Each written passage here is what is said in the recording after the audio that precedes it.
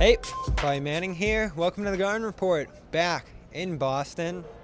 Thanks to Joe Sway for the coverage down in New Orleans, as well as Atlanta over the weekend, and C's score a victory in a pair of back-to-back home games. Heat today, Hornets on Wednesday, extending their streak of success to 9 wins over the last 13. Softer schedule, starting to take advantage of it, lock in on the defensive end of the floor, and set their rotations with their team fully healthy at this point. And we have seen a tight 8-man rotation over the last week or two here since Marcus Smart got back. Dennis Schröder to the bench, Grant Williams, Josh Richardson keying the minutes there, and double big continuing to suffocate teams. Heat shoot 38% from the field, I believe it was in this one, 38-39, somewhere between those two, and just completely shut down early and late. They don't score on 6 of their last 8 possessions in the third quarter, and I believe it was 5 of 8 to open the, no, 6 of 8 to end the third quarter, 7 of 8 to start the fourth quarter, and that's when this became a 29-point game and then a 30-point game in the end when the benches spilled over. Now Max Strus, the former Celtic, does much of the scoring for Miami. No one else could get it going. C's attacked Duncan Robinson, put him in early foul trouble. Tyler Hero had a nice run in the second quarter that he couldn't extend beyond that, attacking Boston's bench unit. Ime tinkered with some things, got the rotation even tighter into the second half, and the Celtics ended up putting this one away fairly early. 29 from Tatum, or 29 from Brown, 20 from Tatum. They conclude a rock-solid January, both scoring close to 30 points a game, shooting in the mid to high 40s, 48% in Jaylen Brown's case over this last month here. They just blew doors off teams to end this final month here. Tatum, whether it was pulling up over the zone, making some sharp decisions in the middle, and Jaylen finishing those passing sequences from 3 and attacking on the interior. That was the most encouraging thing about this. Now Miami, without Jimmy Butler, without PJ Tucker, and numerous others, pretty much relying on Hero, Robinson, Strus, and Adebayo, who is no small figure to be healthy here. The Heat are the 1 seed, and they have succeeded all year, leaning on guys like Gabe Vincent and Caleb Martin, and the guys that you saw playing this game. Strus came out and hit 9 threes here in this game. So this was no easy win that the Celtics scored, even though it would have been much more difficult if they saw a fully loaded Miami team.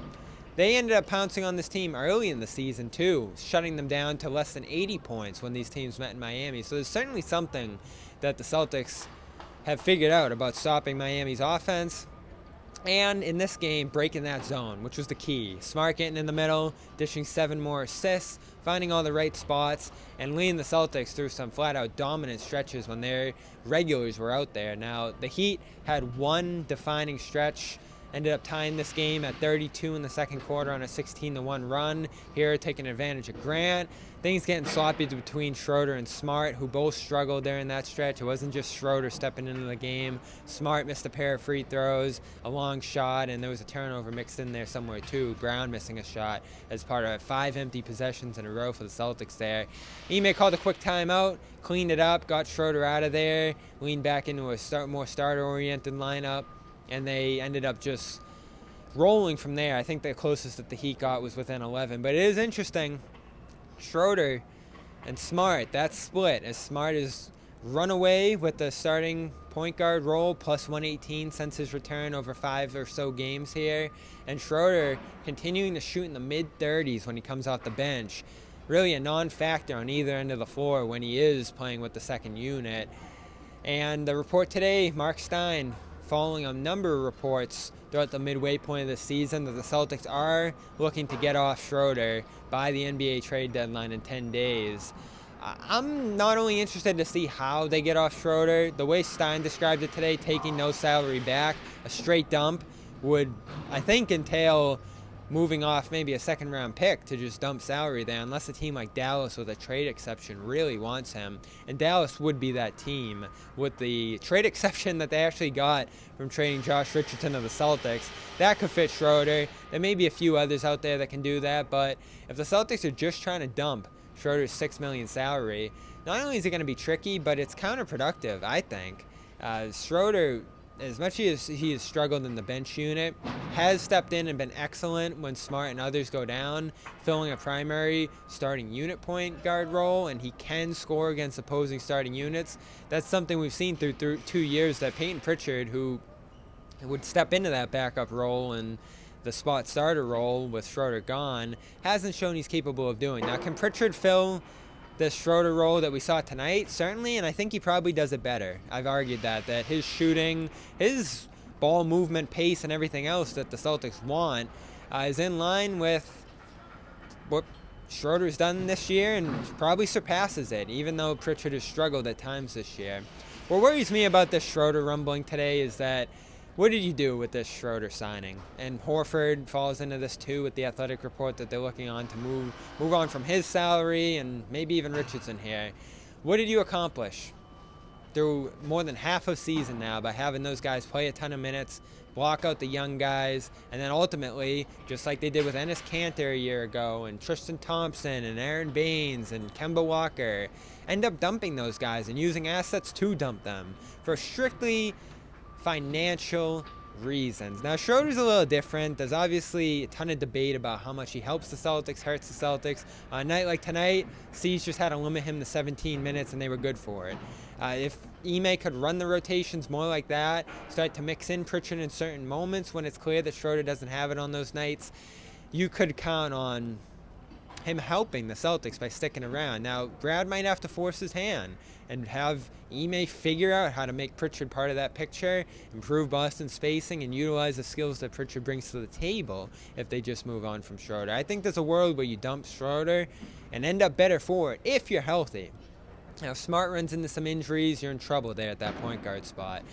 But I do not like the idea of a deadline, especially with the way the Celtics are rolling here, strictly being about diving under the tax and nothing else. No forward-facing moves, no clear-outs to clear as many minutes for Romeo, Nesmith, and Pritchard, who still have no role over the last week or two here as we look at Ime's rotation. Grant even still behind Horford as Horford struggles from the field. He was better tonight. Grant finishes strong with a couple of threes in the third quarter that help extend this lead.